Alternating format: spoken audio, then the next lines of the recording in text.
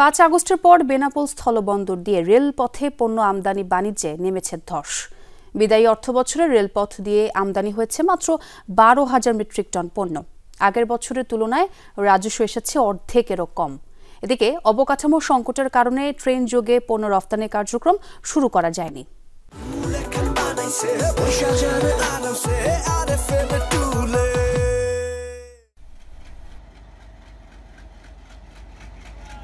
ভারত থেকে পণ্য আমদানিতে ব্যবসায়ীদের অন্যতম পছন্দ যশোরের বেনাপোল স্থলবন্দর। রেল ও সড়ক পথে চলে পণ্য আমদানি, তবে গেল এক বছরে রেলপথে বাণিজ্যের আগ্রহ অনেকটাই কমেছে ব্যবসায়ীদের। গত জুলাই আগস্টের আগে প্রতিদিন পণ্য নিয়ে 10 থেকে 15টি ট্রেন আসত বন্দরে। জুলাই বিপ্লবের পরে আসছে 2 থেকে 3টি।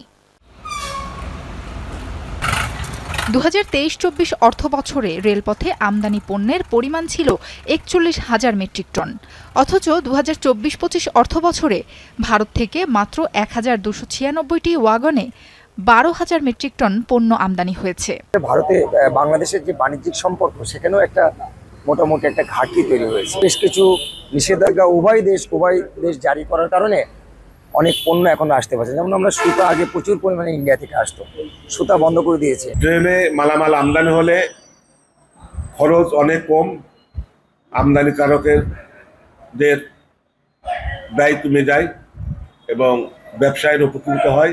এখন এই কাজকাম কম থাকার কারণে, এলসি না যাওয়ার কারণে আমাদের এখানে মাসে 2টা করে রেলে যদি আমাদের এই মালটা যদি আসে, তাহলে দেখা যায় যে কোনো মায়ের খাওয়া এবং অতিরিক্ত মালগুলো এখানে পৌঁছে যায় এবং সুন্দরভাবে আনলোড করে এটা আমরা এই বন্দরের ভিতরে আর কি বুঝ করে দিতে পারি।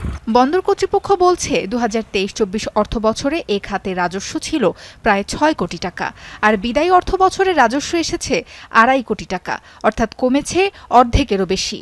জুলাই আগস্টের আন্দোলনের ফলে, পরবর্তীতে ভারতের নিষেধাজ্ঞার ফলে ট্রেন যোগে ভারত থেকে 23-24 অর্থবছরের থেকে যেখানে 10 থেকে 12টি গাড়ি আসতো, ট্রেন আসতো, পরবর্তীতে 24-25 অর্থবছরে সেটা কমে 2 থেকে 3টি ট্রেনে দাঁড়িয়েছে।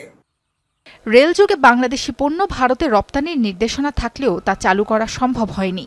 বেনাপোল রেল স্টেশনে এখন পর্যন্ত নির্মাণ হয়নি কোনো ইয়ার্ড। সংকট কাটিয়ে দুই দেশের বাণিজ্য পরিস্থিতির উন্নয়ন চান ব্যবসায়ী ও সংশ্লিষ্টরা। সাবরিনা লিজা, যমুনা নিউজ।